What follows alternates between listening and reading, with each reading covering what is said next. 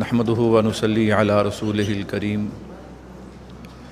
اما بعد اعوذ بالله من الشيطان الرجيم بسم الله الرحمن الرحيم ولو ردوه الى الرسول والى اولي الامر منهم صدق الله العظيم وصدق رسوله النبي الكريم ونحن على ذلك لمن الشاهدين والشاكرين والحمد لله رب العالمين۔ میرے نہایت ہی واجب الاحترام تشریف فرما حضرات علماء کرام، عالمی اتحاد اہل و سنت والجماعت کے ذمہ داران اور دیگر عزیز طالب علم ساتھیوں، الحمدللہ ہمارے مرکز اہل و سنت والجماعت، مرکز عالمی اتحاد اہل و سنت والجماعت خانقاہ حنفیہ کا سالانہ دورہ تحقیق المسائل اپنی پوری آب و تاب کے ساتھ جاری و ساری ہے، اور الحمدللہ اپنی کامیابیوں کو سمیٹتا ہوا اپنے اختتام کی طرف بڑھ رہا ہے۔ اللہ تبارک و تعالیٰ کی بارگاہ میں دعا ہے، اللہ ہم سب کو یہاں سے عقائد و مسائل دلائل سیکھ کر پھر اپنے اپنے علاقوں میں جا کر اپنے مسلک کی اشاعت اور دفاع کرنے کی توفیق عطا فرمائے۔ الحمدللہ آپ حضرات گزشتہ 10 دنوں سے حضرات اہل علم خصوصاً حضرت شیخ صاحب سے عقائد اور مسائل سمجھ رہے ہیں۔ میں تو آپ حضرات کی طرح طالب علم ہوں اور حضرات سے پڑھا ہوا سبق ہی آپ حضرات کے سامنے رکھنا ہے۔ انشاءاللہ العزیز اس وقت ہم نے جس مسئلے پہ گفتگو کرنی ہے وہ مسئلہ ہے مصافحے کا، کہ مصافحہ ایک ہاتھ سے سنت ہے یا 2 ہاتھ سے۔ انشاءاللہ اس پر آپ حضرات کے سامنے اس وقت گفتگو کرنی ہے۔ اللہ سے دعا ہے اللہ شرح صدر کے ساتھ گفتگو کرنے کی توفیق عطا فرمائے۔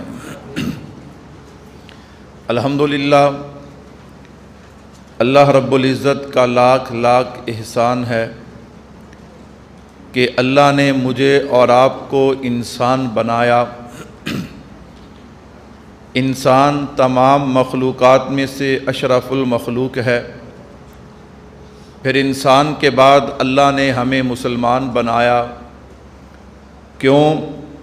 دنیا کے اندر جتنے بھی ادیان موجود ہیں ان میں سب سے سچا دین جو ہے وہ دین اسلام ہے، اور پھر اللہ نے ہمیں مسلمانوں میں اہل و سنت والجماعت کا ساتھ عطا فرمایا۔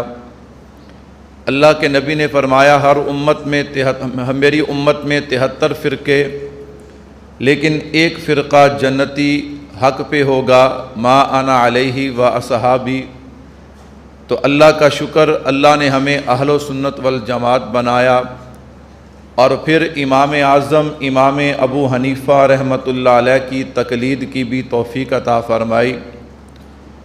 ہم انسان، پھر مسلمان، اہل و سنت والجماعت اور امام اعظم امام ابو حنیفہ رحمۃ اللہ علیہ کی تقلید کرنے والے، آج دنیا کے اندر آپ جدھر بھی نظر اٹھا کر دیکھیں گے آپ حضرات کو ہر آدمی کی، ہر انسان کی زبان پہ ایک بات نظر آئے گی، ایک دعویٰ اور ایک نعرہ نظر آئے گا، اور حقیقت بھی یہ ہے کہ اس وقت اس بات کی ضرورت بھی ہے۔ آپ کہیں گے وہ کون سی بات جو ہر بندے کی زبان پہ ہے اور وقت کی ضرورت بھی ہے؟ وہ بات یہ ہے کہ ہر آدمی کہتا ہے کہ ہمیں تحقیق شدہ بات پہ عمل کرنا چاہیے، غیر تحقیق شدہ بات پہ عمل نہیں کرنا چاہیے۔ بہت اچھی بات ہے، بہت ہی خوبصورت اور دلچسپ بات ہے کہ جب بندہ یہ بات کہتا ہے یار ہمیں تحقیق شدہ بات پہ عمل کرنا چاہیے، ہمیں غیر تحقیق شدہ بات پہ عمل نہیں کرنا چاہیے، اور وقت کی ضرورت بھی یہی ہے۔ کیوں؟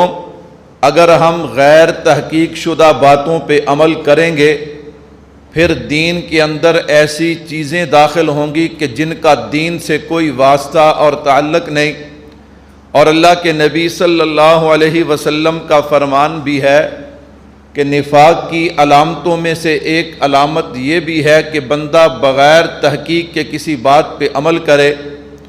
تو اب جن لوگوں کا یہ دعویٰ اور نعرہ تھا کہ اس دور میں ہمیں تحقیق شدہ بات پہ عمل کرنا چاہیے، وہ اور مضبوط ہوئے۔ ہم نے کہا ہم اس کا انکار بھی نہیں کرتے، واقعی ہمیں تحقیق شدہ بات کہنی بھی چاہیے اور اس پر عمل بھی۔ جو بات غیر تحقیق شدہ ہے ہمیں اس کا اظہار بھی نہیں کرنا چاہیے، اسے بیان بھی نہیں کرنا چاہیے، لیکن اس پہ عمل بھی نہیں۔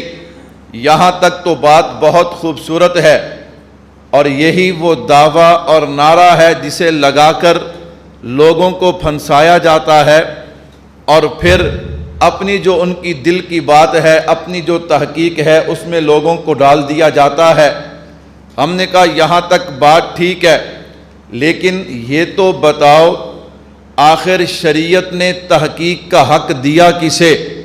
یہ نعرہ تو بڑا خوبصورت ہے، یہ دعویٰ تو بڑا خوبصورت ہے، تحقیق شدہ بات پہ عمل ہونی چاہیے۔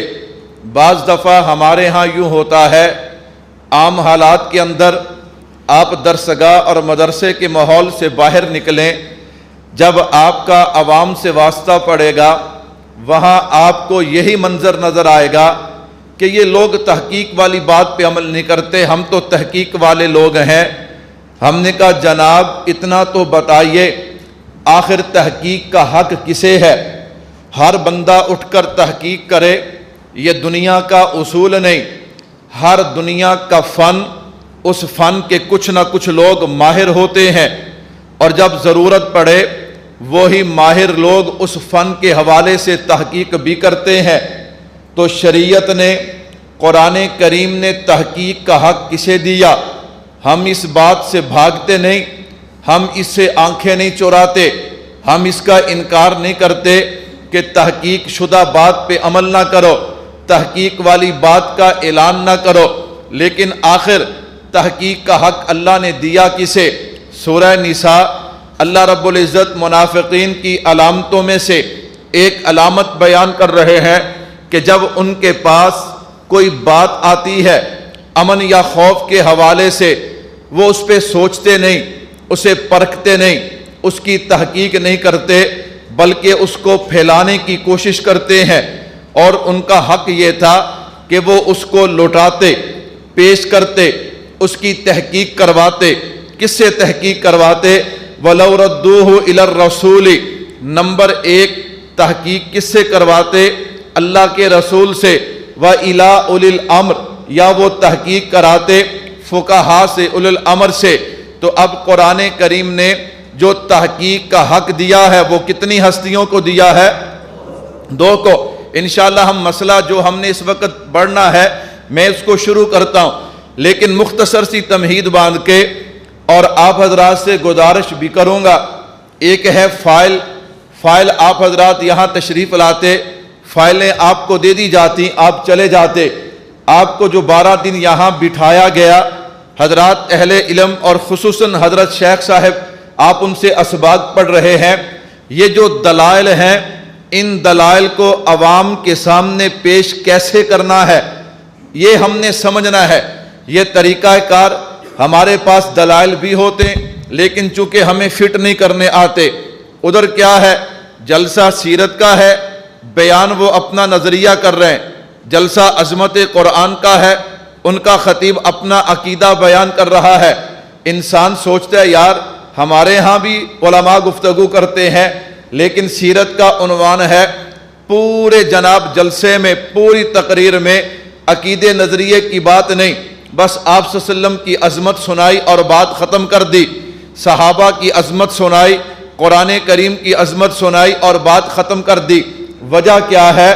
یہ نہیں کہ ہمارے پاس دلائل نہیں ہیں، بس پریشانی یہ ہے کہ یہ دلائل عوامی انداز میں ہم نے فٹ کر کے لوگوں کے سامنے پیش کیسے کرنے ہیں۔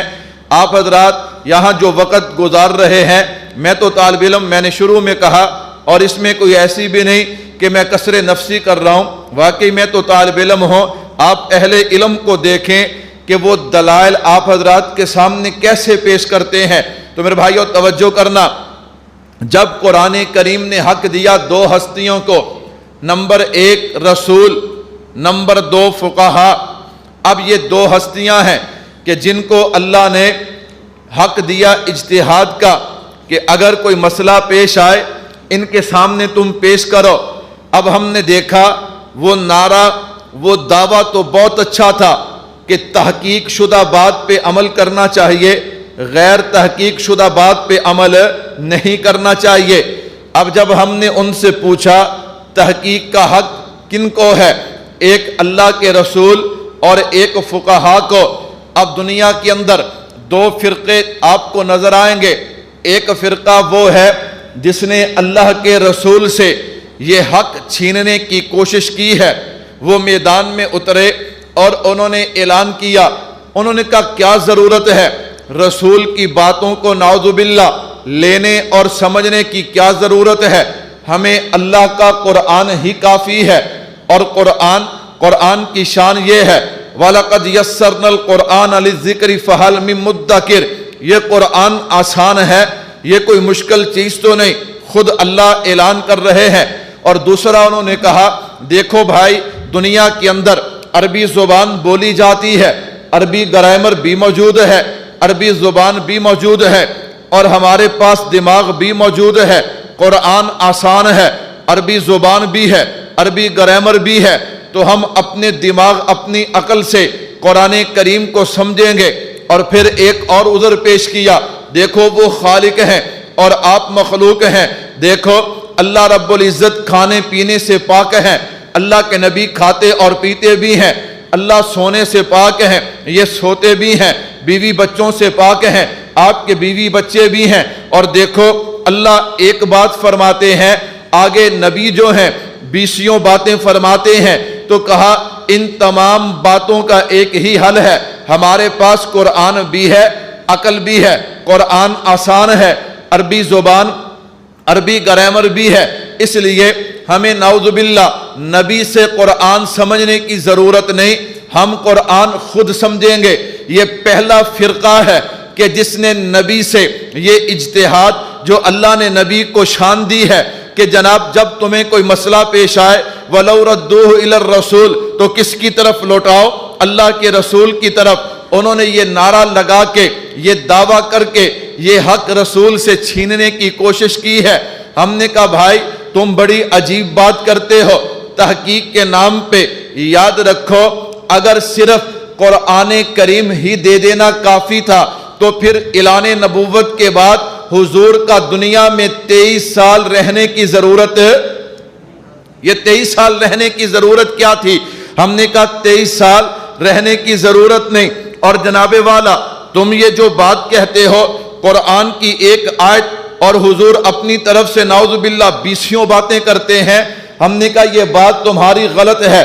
وَمَا يَنطِقُ عَنِ الْهَوَىٰ إِنْ هُوَ إِلَّا وَحْيٌ يُوحَىٰ، حضور اکرم صلی اللہ علیہ وسلم وہی فرماتے ہیں جو میرے رب کا حکم ہے اور جو وہی ہے۔ جیسے حضرت موسیٰ علیہ السلام درخت کے قریب ہوئے، آواز آئی انی انا ربک فاخلعن علیک، اب یہ آواز کہاں سے آ رہی تھی؟ یہ آواز درخت سے آ رہی تھی۔ در حقیقت یہ آواز درخت کی نہیں بلکہ اللہ رب العزت کی تھی۔ اسی طرح زبان محمد مصطفیٰ صلی اللہ علیہ وسلم کی ہے، لیکن اس پہ جو پیغام ہے وہ میرے خدا کا ہے، اس لیے اللہ کے نبی اپنی طرف سے بات نہیں کرتے۔ وما ينطق عن الهوى، وہی بات کہتے ہیں جو آپ کو وحی کے ذریعے سے بتائی جاتی ہے۔ اس لیے ہم نے کہا یہ تمہاری بات بالکل غلط ہے۔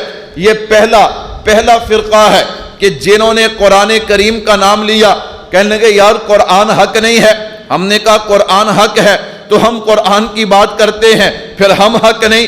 ہم نے کہا نا قرآن حق ہے، تم حق نہیں۔ یہ پہلا فرقہ ہے کہ جس نے تحقیق کے نام پہ کھڑے ہو کر اللہ کے نبی صلی اللہ علیہ وسلم سے یہ حق چھیننا چاہا۔ ان کے بعد پھر دوسرا فرقہ کھڑا ہو گیا انہوں نے نام لیا حدیث کا، حدیث مبارکہ کا نام لے کر کہنے لگے دیکھو بھائی، ایک ہیں اللہ کے نبی، وہ تو نبی ہیں، اور یہ دوسرے جو ہیں یہ نبی نہیں، یہ امتی ہیں۔ نبی معصوم ہوتا ہے، یہ غیر معصوم ہیں۔ اب یہ کیسے ہو سکتا ہے ہم معصوم کی بات بھی مانیں اور غیر معصوم کی بات بھی مانیں؟ انہوں نے کہا تھا وہ خالق ہے، یہ مخلوق ہے، یہ کیا کہتے ہیں کہ نبی جو ہے وہ معصوم ہے اور یہ غیر معصوم ہے۔ اگر ہم غیر معصوم کی بات کو مانیں گے یہ شرک فی الرسالت ہوگا۔ ہم نے کہا نا وہاں بھی شرک نہیں ہے اور یہاں بھی شرک۔ اب میں اس پہ لمبی بات نہیں کرتا، اختصار کے ساتھ میں نے جو تمہید باندھی ہے ذرا آپ اس پہ غور کیجئے گا کہ شریعت نے، قرآن کریم نے تحقیق کا حق جو ہے دو ہستیوں کو دیا۔ ایک فرقہ پہلے کھڑا ہوا، اس نے رسول کے جناب اس حق کو چھیننے کی کوشش کی ہے، نام اس نے قرآن کا لیا۔ یہ دوسرا فرقہ کھڑا ہوا، اس نے فقہا سے یہ حق چھیننے کی کوشش کی ہے اور نام انہوں نے کس کا لیا؟ حدیث مبارکہ کا لیا۔ ہم نے کہا یہ جو تم باتیں کر رہے ہو نا، معصوم غیر معصوم، نبی غیر نبی، یہ بات اس وقت تھی کہ جب فقہا اپنی طرف سے کوئی بات دین میں شامل کرتے، وہ دین بنانے والے نہیں، وہ تو دین کو ظاہر کرنے اور بتانے والے ہیں۔ آپ کہیں گے کیا معنی؟ میں نے کہا صرف ایک لفظ پہ غور کیجئے، یہ استنباط جو ہے، یہ جو جناب والا اجتہاد ہے، یہ ہے کیا؟ بس اس پہ غور کیجئے۔ علماء فرماتے ہیں انسان کے لیے زندہ رہنے کے لیے پانی نہایت ہی ضروری ہے۔ اگر پانی نہ ہو تو انسان زندہ رہ سکتا؟ کیا خیال ہے انسان زندہ رہ سکتا؟ اب اللہ رب العزت نے انسان کو جو پانی دیا اس کی مختلف صورتیں ہیں۔ کیا مطلب؟ آپ دیکھتے ہیں کچھ پانی بارش کے ذریعے برسا دیا گیا، کچھ جو ہے وہ نہروں اور دریا سمندر کی صورت میں، اور کچھ پانی زمین کی تہ میں رکھ دیا گیا۔ انسان کو اللہ نے علم اور عقل دی ہے، اب جتنی اس کو پانی کی ضرورت ہے یہ جناب والا مشینری کا استعمال کر کے اتنا پانی زمین سے نکال رہا ہے۔ لیکن یہ جو زمین کے اندر پانی ہے یہ انسان نے پیدا نہیں کیا، رکھا اللہ کی ذات نے ہے، نکالا انسان نے ہے۔ اسے عربی میں استنباط کہتے ہیں۔ فقہا جو ہے، فقہا دین بناتے نہیں، دین گڑھتے نہیں ہیں، بلکہ قرآن و حدیث کے اندر کچھ مسائل ایسے ہیں جو ظاہر ہیں، کچھ مسائل ایسے ہیں جو قرآن و حدیث کی تہ میں ہیں۔ فقہا کیا کرتے ہیں؟ ان مسائل کو ظاہر کر کے امت کے سامنے پیش کر دیتے ہیں۔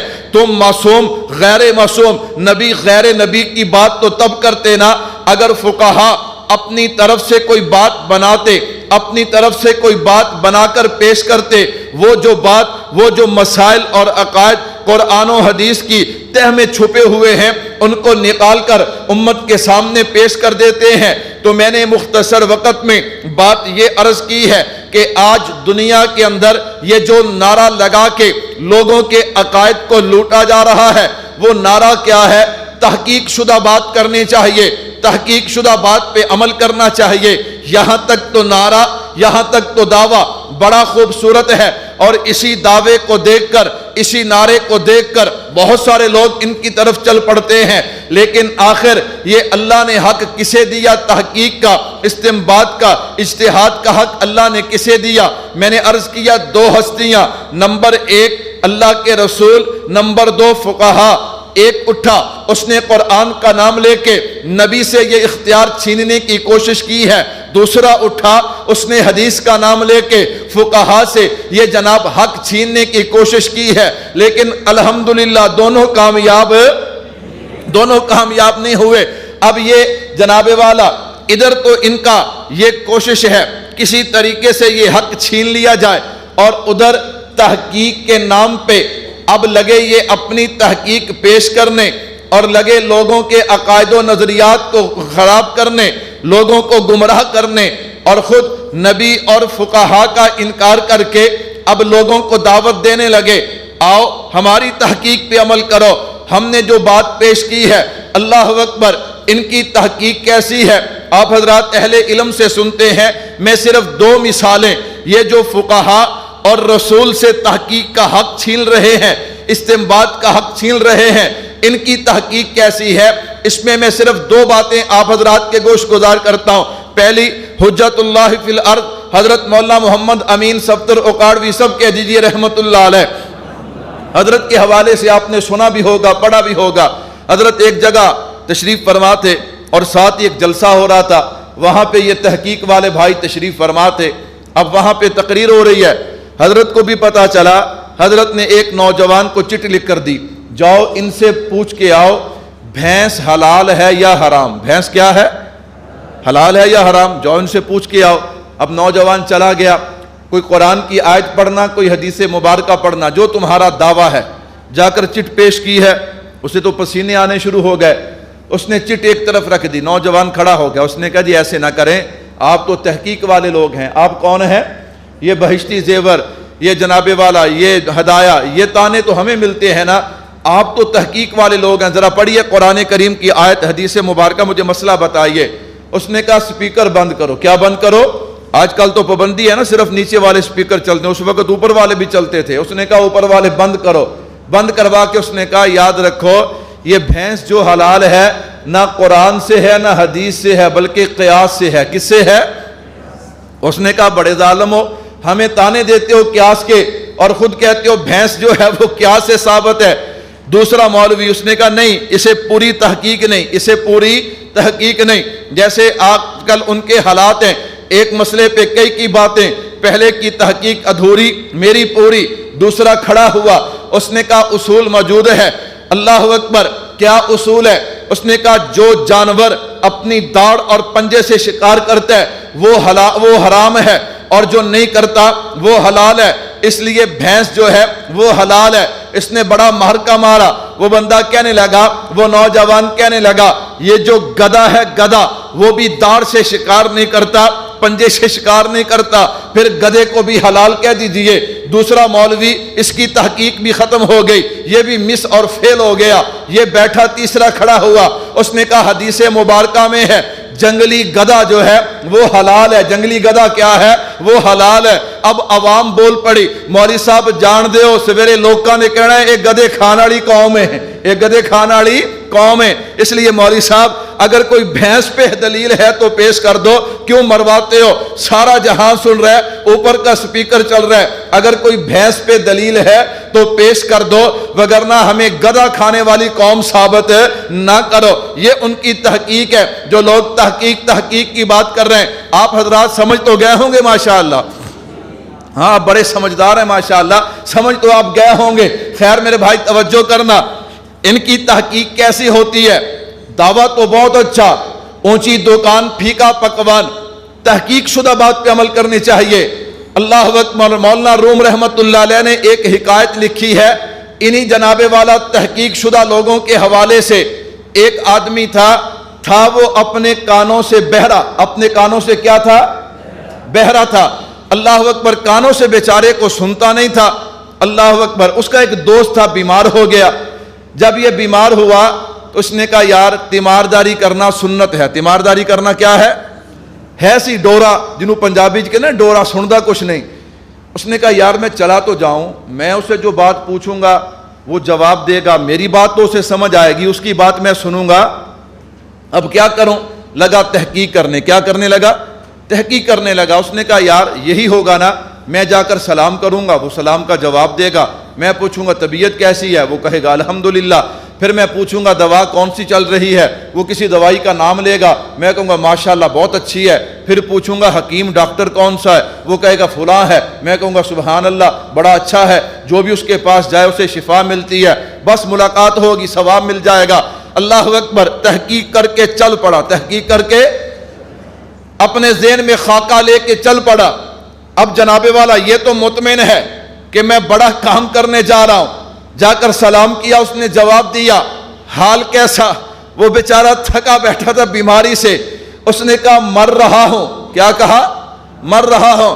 اے ڈورے نو سندا تے ہے نہیں سی، انہیں کہا الحمدللہ۔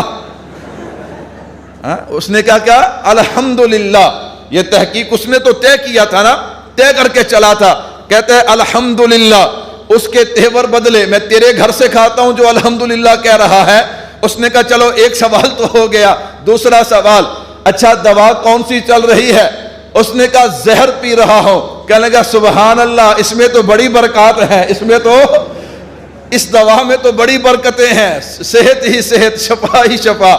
اس کے جناب والا اب مریض آدمی، جب اس نے یہ کہا اسے اتنا غصہ آیا، وہ چارپائی پہ بیٹھ گیا۔ اس نے کہا تیسرا تیر بھی چلاؤں، میں تو طے کر کے آیا ہوں ثواب لینا تیمارداری کا۔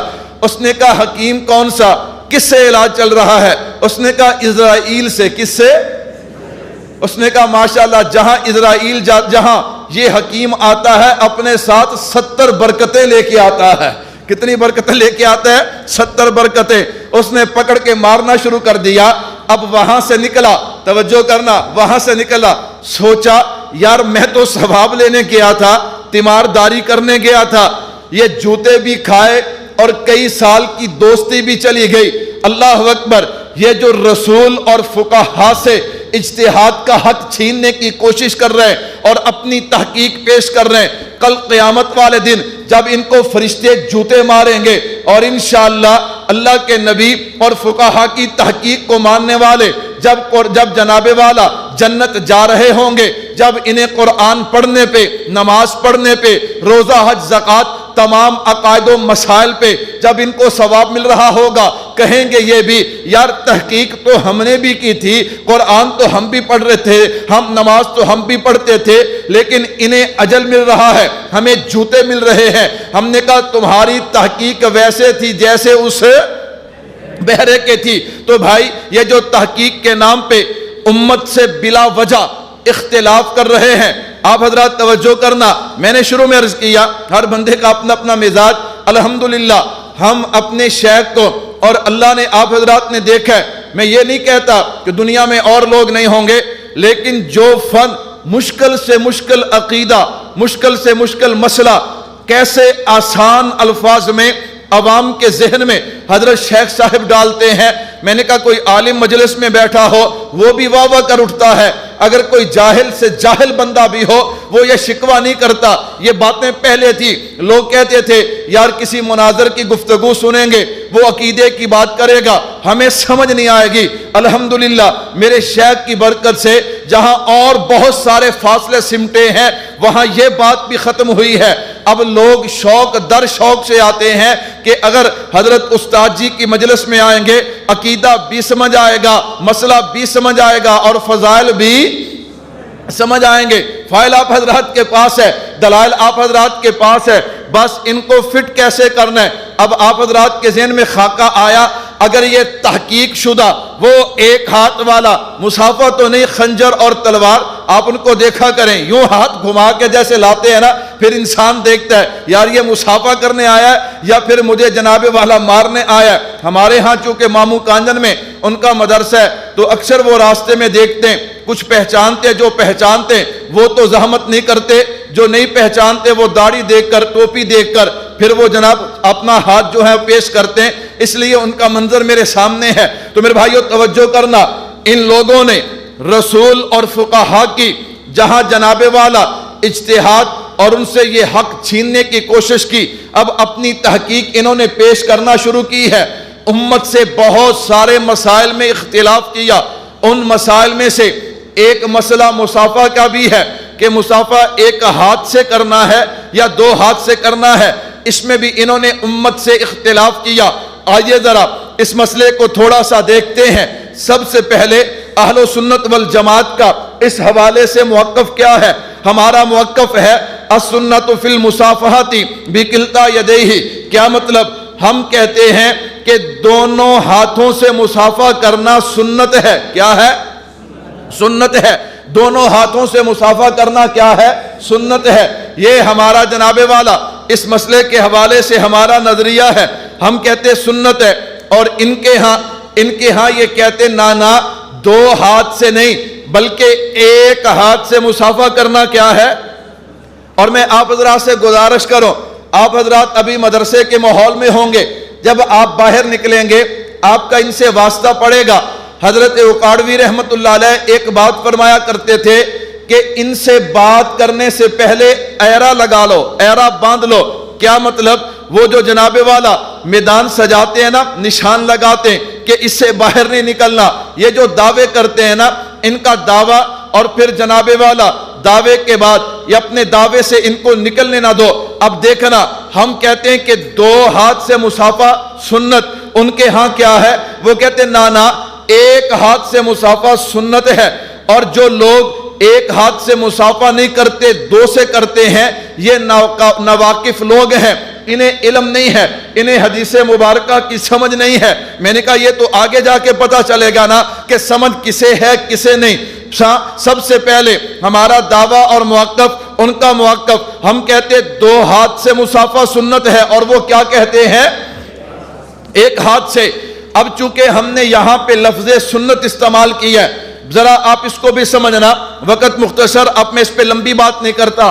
ہم نے سنت کہا، اللہ اکبر، کہ 2 ہاتھ سے مصافحہ کیا ہے؟ سنت ہے. ہم نے حدیث نہیں کہا.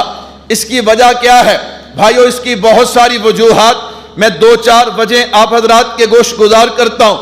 نمبر 1 یاد رکھنا کہ حدیث مبارکہ وہ ضعیف بھی ہوتی ہے لیکن سنت کبھی ضعیف نہیں ہوتی.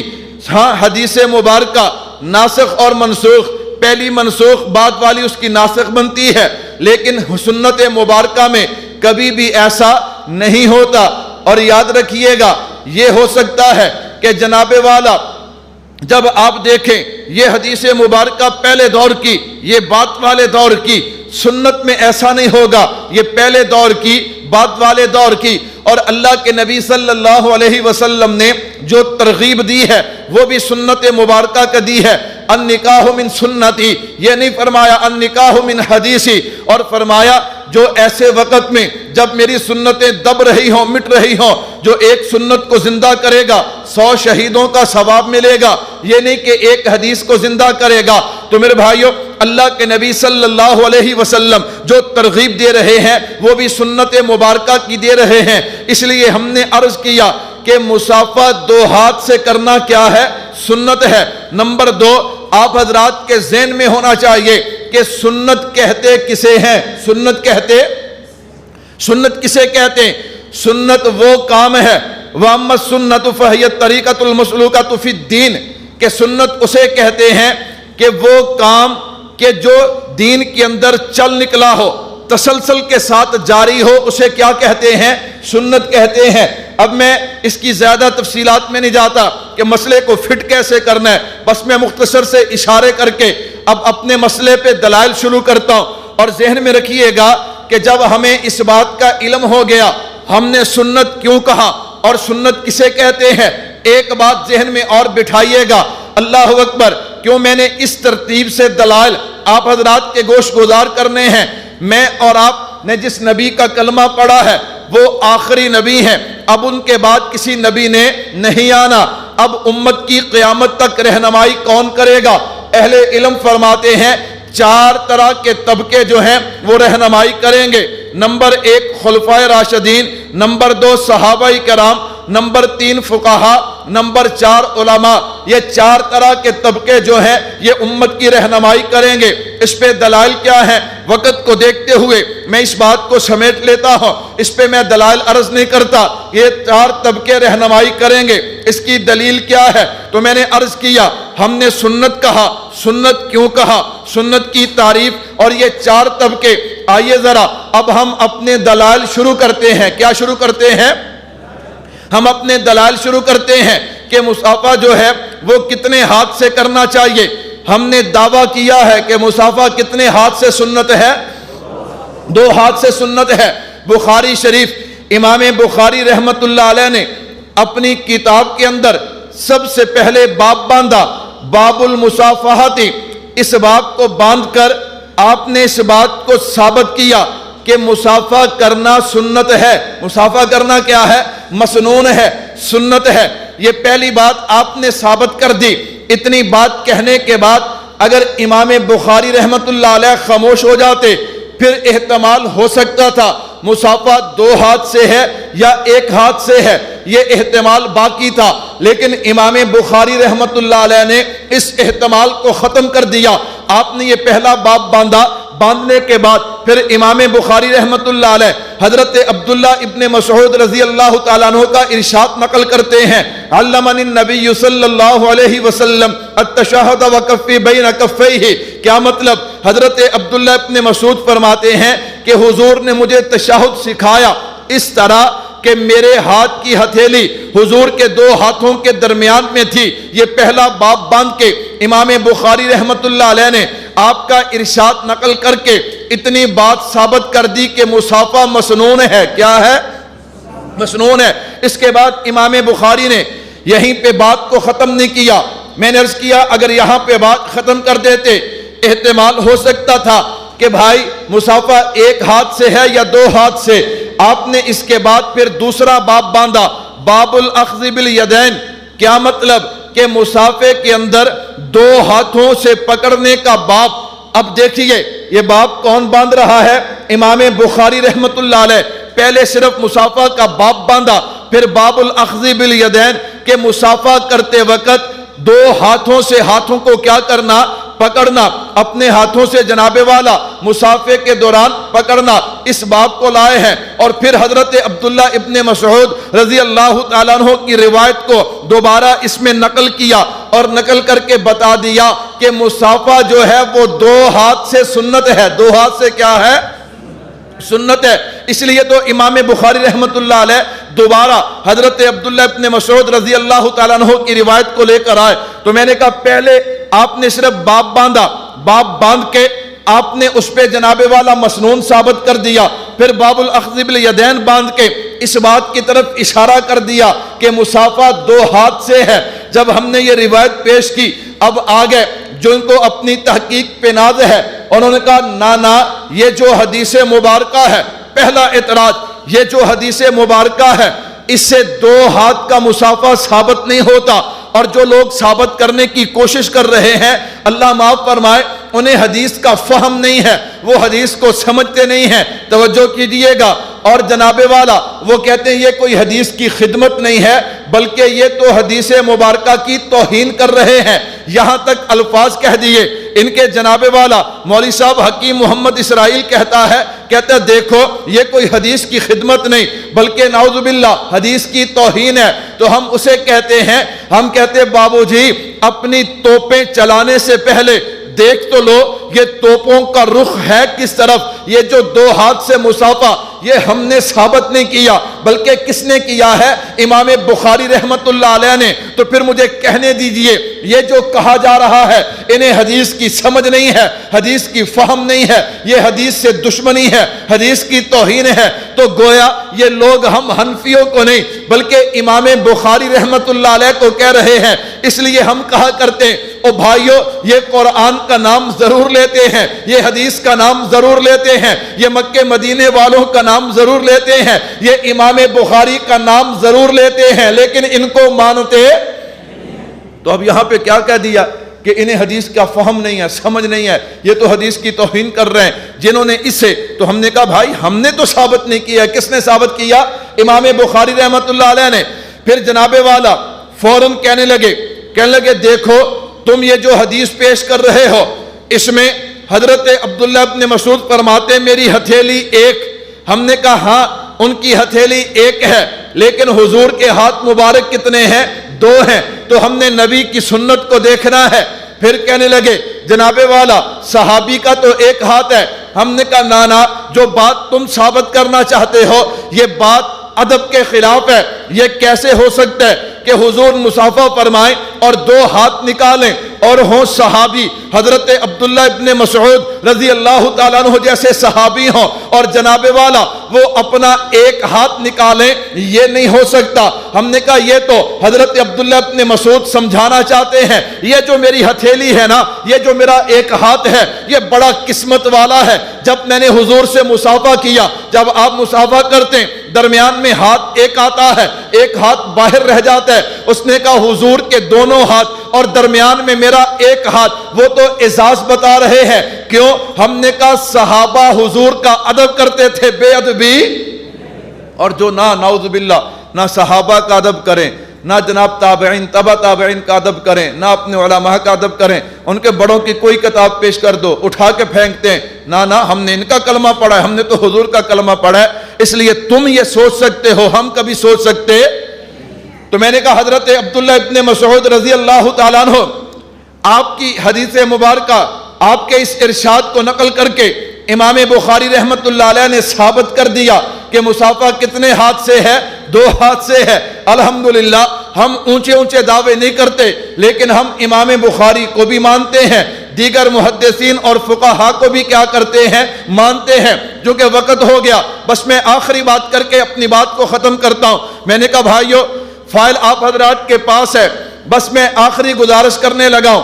الحمدللہ ثم الحمدللہ، یہ جو 2 فرقے، ایک وہ جو نبی سے حق چھیننے کی کوشش کر رہا ہے، دوسرا وہ جو فقہا سے حق چھیننے کی کوشش کر رہا ہے، کیا خیال ہے علمی میدان میں ان کا مقابلہ کرنا چاہیے کہ نہیں کرنا چاہیے؟ کرنا چاہیے کہ نہیں کرنا چاہیے؟ اور الحمدللہ آپ ارادہ نہ بھی کریں، آپ نہ بھی کہیں، الحمدللہ ہو رہا ہے، الحمدللہ ہو رہا ہے۔ اندازہ آپ حضرات کو بھی ہے، وہ میں نہ مانوں کی بات، وہ تو پھر اس کا تو کوئی حل نہیں، لیکن اندازہ آپ حضرات کو بھی ہے۔ الحمدللہ ہمارے اکابر بھی کرتے رہے، اور اس وقت آپ حضرات پوری دنیا میں نظر اٹھا کے دیکھیں، میں نے کہا میں حدیث بن نعمت کے طور پہ کہتا ہوں، الحمدللہ پوری دنیا میں آپ نظر اٹھا کے دیکھیں، یہ آپ کا مرکز، یہ آپ کی جماعت اور حضرت شیخ صاحب، الحمدللہ یہ دونوں فرقے جو قرآن کا نام لے کے کبھی حدیث کا نام لے کے لوگوں کے عقائد و نظریات کو لوٹ رہے ہیں، الحمدللہ ان کے مقابلے میں الحمدللہ علمی جنگ جاری ہے۔ کہو الحمدللہ۔ کتنے لوگ ہیں آپ حضرات کو اس بات کا اندازہ نہیں، کارگزاری جس ساتھی کے ذمہ ہوگی وہ آپ حضرات کے گوشت گزار کرے گا۔ اس مرکز اور جماعت اور حضرت کی ذات سے لوگوں کو کتنا فائدہ ہو رہا ہے۔ بس آپ حضرات سے گزارش ہے، آپ حضرات یہاں پہ تشریف لائے ہیں، آپ مرکز کے ساتھ جماعت کے ساتھ جڑیں۔ اگر آپ طالب علم ہیں تو ہرگز نہیں، بس اپنی پڑھائی پہ توجہ دیجئے۔ جو حضرات علماء بھی کثیر تعداد میں آئے ہیں، میں ان سے گزارش کروں گا، ہم تو پہلے اعلان کرتے ہیں ہم گولی والے بھی نہیں ہیں، ہم گالی والے بھی۔ کوئی گولی والا ملے، کوئی گالی والا ملے، ہم کہتے ہیں بابو جی ہم تو کمزور لوگ ہیں، ہمارا گولی سے بھی کوئی تعلق نہیں، گالی سے بھی کوئی تعلق ہے، ہم تو دلائل کی بات کرتے ہیں۔ اور آپ حضرات جانتے ہیں اپنے عقیدے اپنے نظریے پہ دلیل دینے سے کوئی منع کرتا نہیں، تو آپ حضرات سے گزارش ہے، فوائد آپ حضرات کے سامنے ہیں، اور آپ بھی اس بات کی ضرورت کو محسوس کرتے ہیں، یہ جو دونوں فرقے ہیں ان کا علمی مقابلہ ہونا چاہیے۔ تو آئیے دعوت فکر دینا چاہتا ہوں، مرکز سے جڑیے اور ہماری جماعت سے جڑیے، خانقاہ سے جڑیے، حضرت کی ذات سے جڑیے۔ اللہ سے دعا ہے اللہ ہم سب کو اپنا عقیدہ نظریہ سمجھ کے اسے پوری دنیا میں پھیلانے کی بھی توفیق عطا فرمائے، اور اگر کوئی اعتراض کرے تو دفاع کرنے کی بھی توفیق عطا فرمائے۔ وما علینا الا البلاغ۔ لا الہ الا اللہ، لا الہ الا اللہ، لا الہ الا اللہ، ما لنا رب سوا۔ لا الہ